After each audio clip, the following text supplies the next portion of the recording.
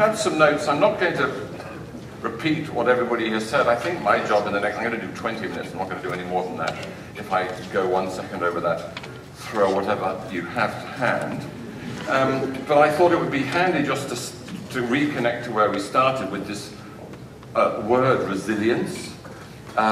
Because another way, I think the nicest definition that I've seen, and I'm afraid I can't remember who said it, is, you know, resilience is the capacity to take a punch.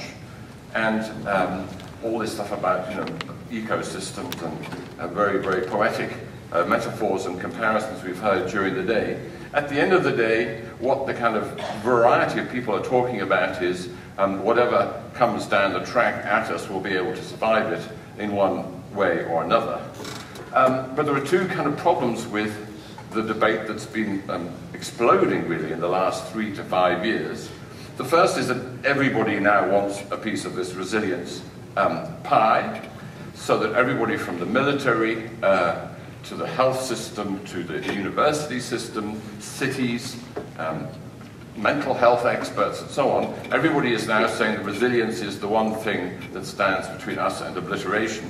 And it's like, as somebody said earlier, I think Nathan at the beginning, it's one of those words which quickly resonates. It's say, yeah, this is a good idea, but at the moment of its resonation, it kind of equals itself out and people forget what it means. And I think the second problem with resilience for us to talk about is, why do we have to be resilient? Why does this guy want to punch us in the first place? What are the causes of the risks coming down the track that we need to be resilient against? And so I think there are 2 or 3 causes of the problems that we may or not be able to anticipate, that we are kind of pretending are outside this debate, but because by pretending that they're not part of our responsibilities, we actually make our capacity to be resilient, I think, less to non-existent.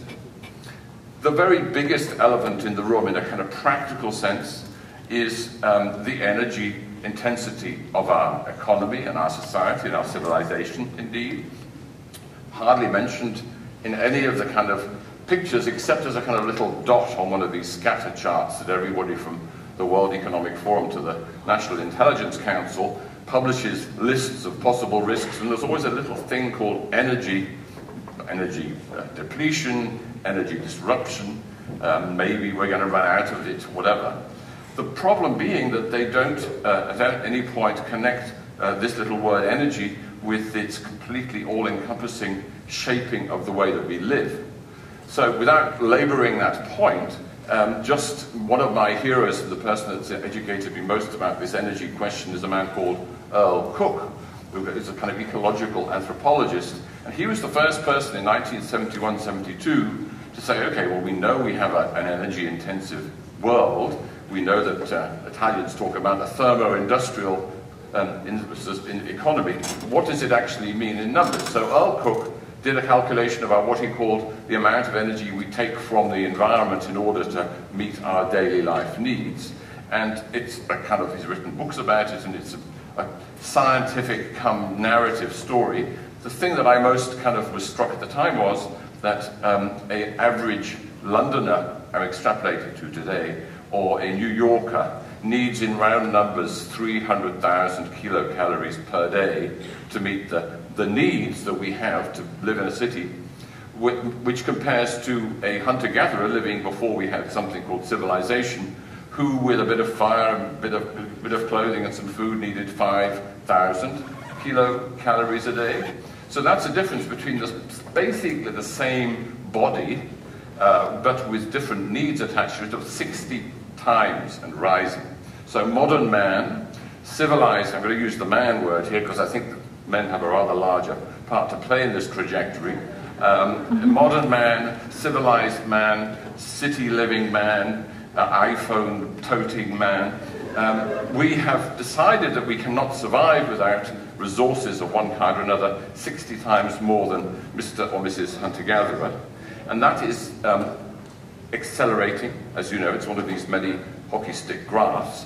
So how does one have a discussion about resilience without addressing the energy intensity of our civilization? Well, I'm going to leave that for you to tell me how one has that discussion with that left off the agenda.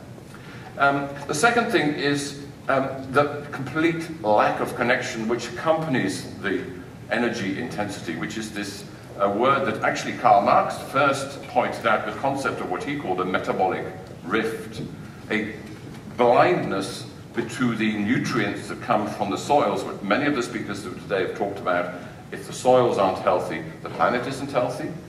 That's something we can see in a presentation in a lecture theatre, but we are kind of not viscerally or embodiedly connected to that fact.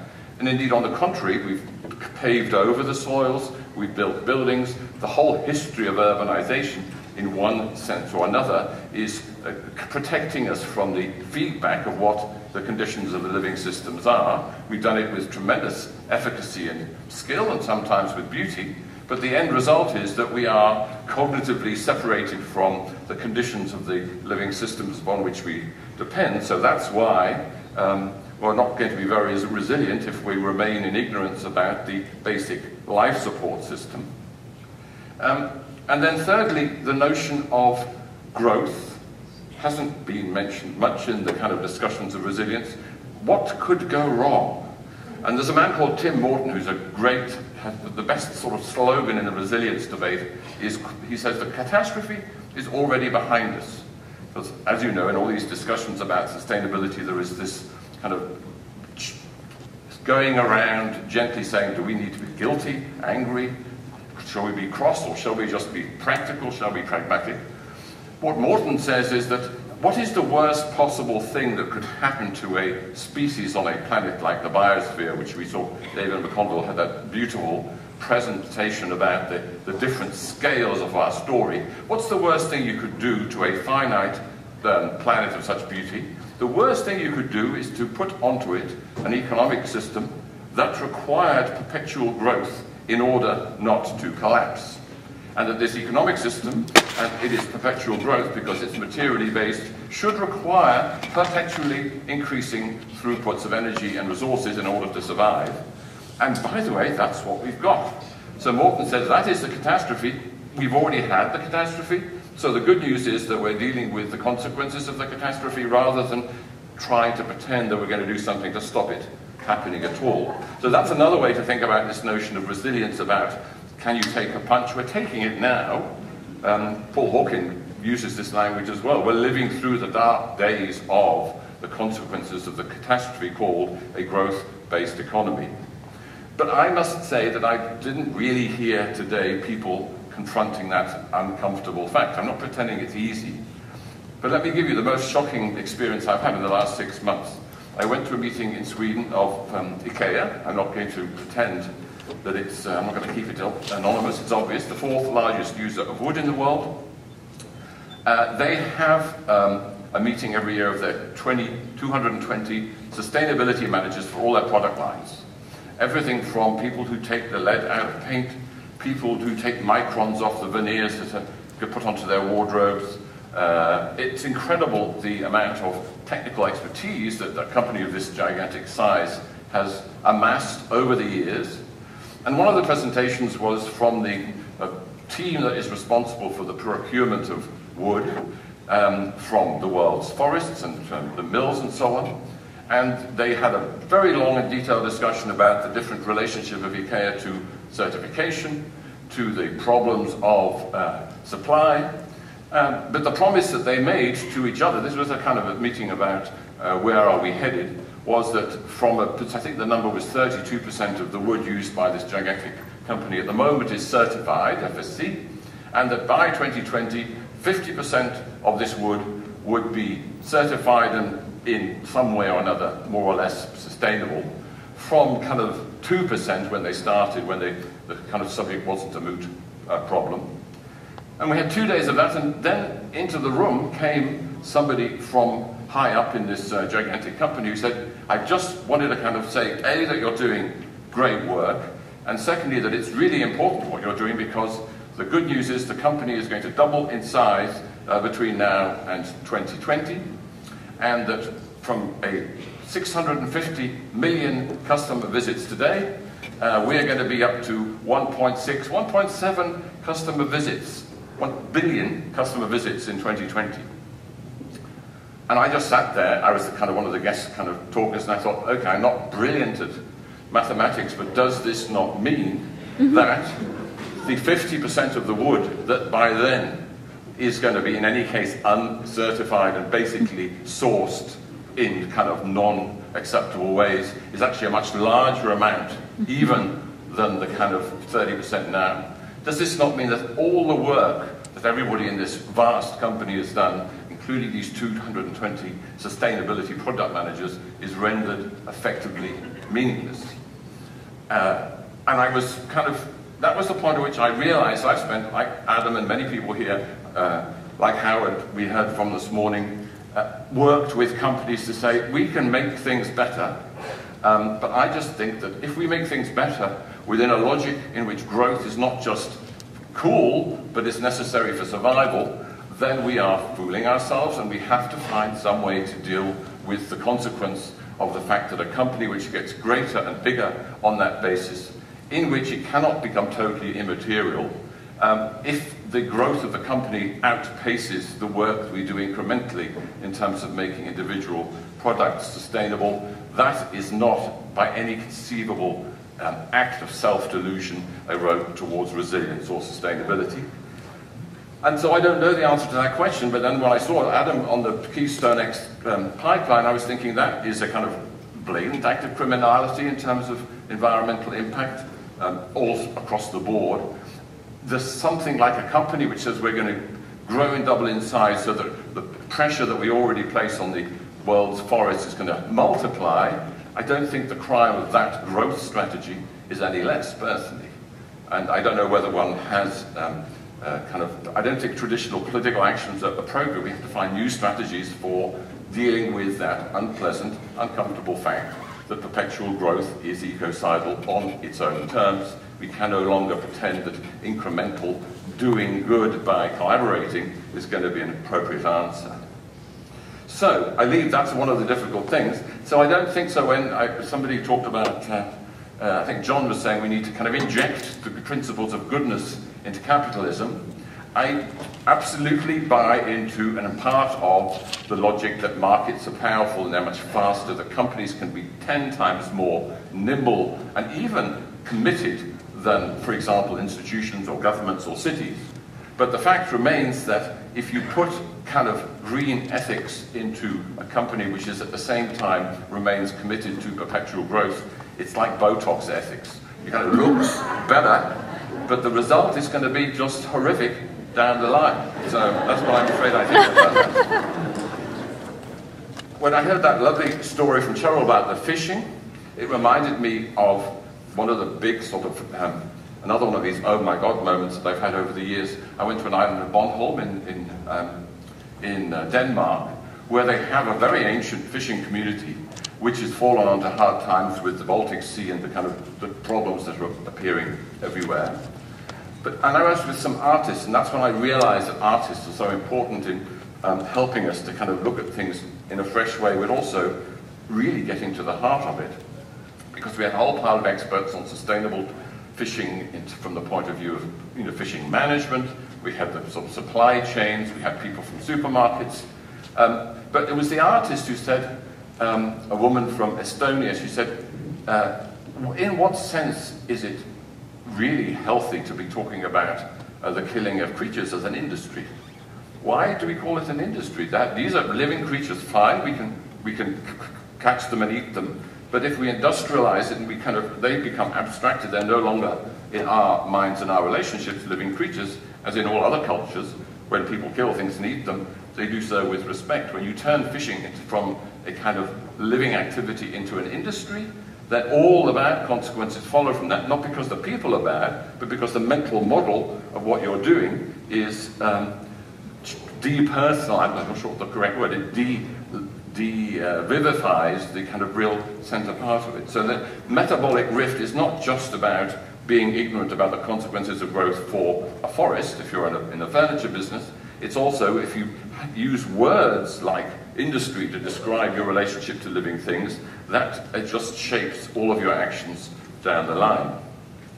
So, those, so to speak, were the kind of the reservations I have about whether we should get too excited about this resilience word, because nobody's against it. I don't think, well, maybe some people. I think I'm just about verging on being against it because it's been overused. But if we don't ask the difficult questions about why we have to be resilient in the first place, then we're not going to be resilient in the last place, so to leave it there. So my second kind of general cluster of responses to the day was the wonderful different varieties of centers in which what is basically historically a kind of communication design community, I'm guessing a bit. Almost nobody mentioned or even proposed to make films, posters, leaflets, or stick things on walls and expect that to have a big impact. I'm absolutely, terribly impressed by that.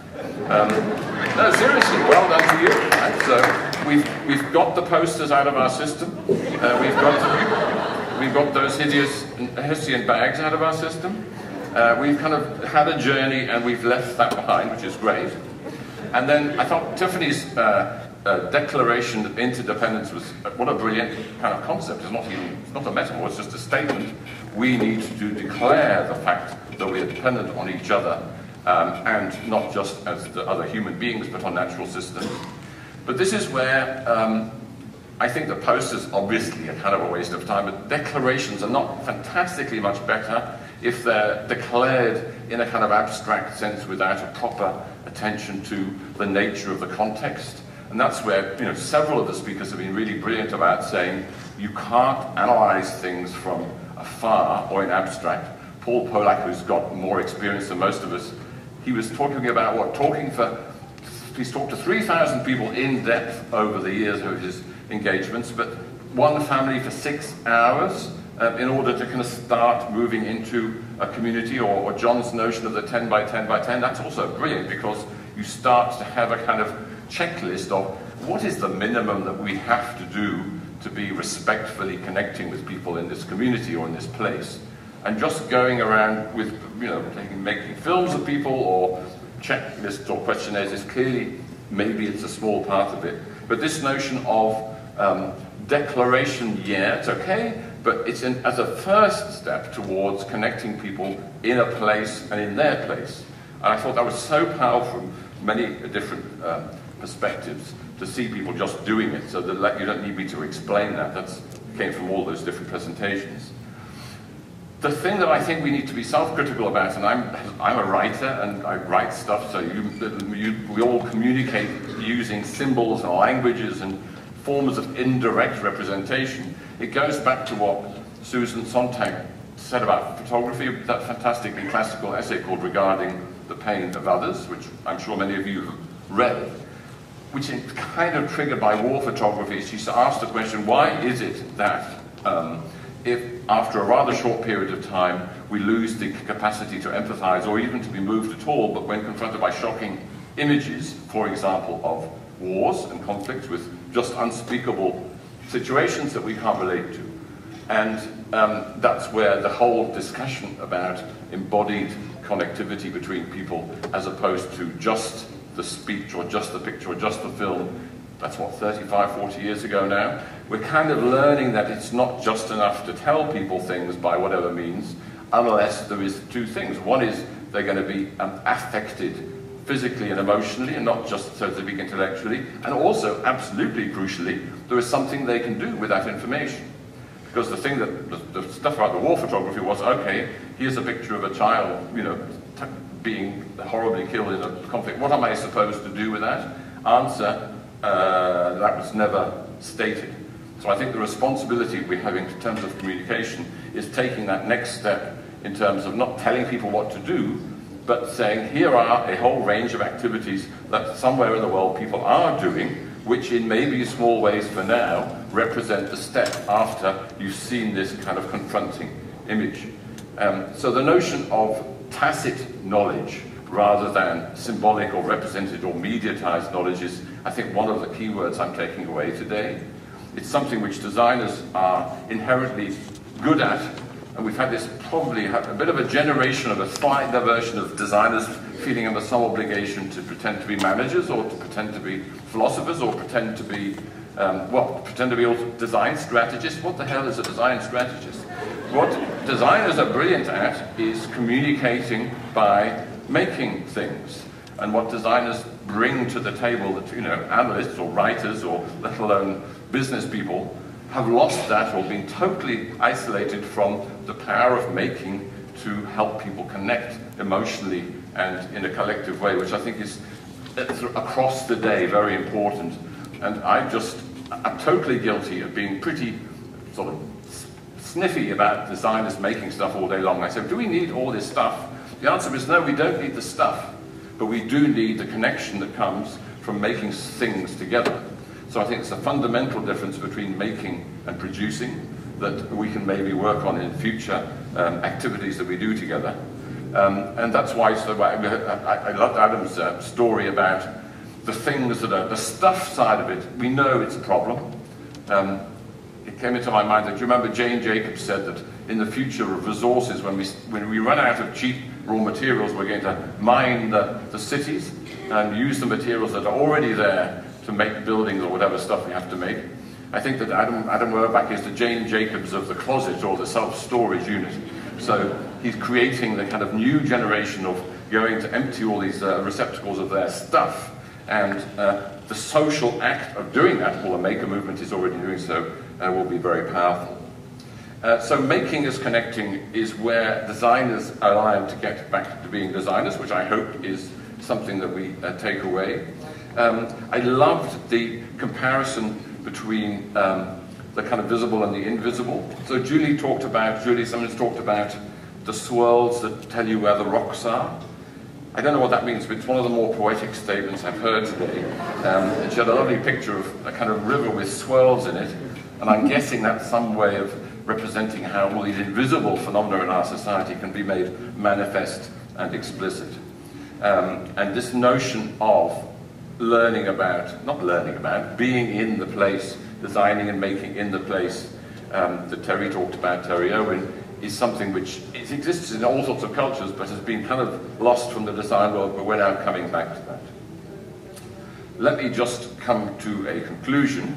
Ezio talked about the difference between designing by doing projects, so doing actions, making things, talking to people, doing stuff in a place is fine, and that's much better than making plans or giving slideshows or some English bloke talking about it endlessly in a darkened room.